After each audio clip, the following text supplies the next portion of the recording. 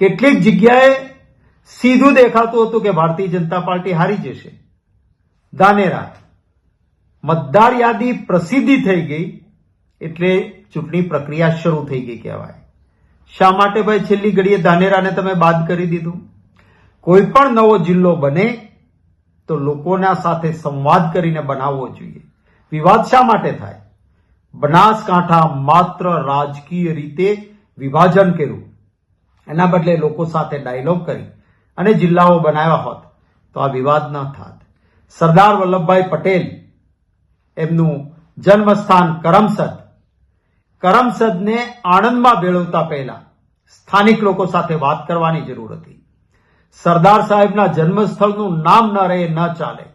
કાં તો મહાનગરપાલિકાનું નામ કરમસદ આપવું જોઈતું હતું, અથવા કરમસદ જ્યારે ઈચ્છતું ન હોય કે અમારે મહાનગરપાલિકામાં નથી જવું ત્યારે જબરજસ્તીથી એને લઈ જવાની જરૂર નહોતી.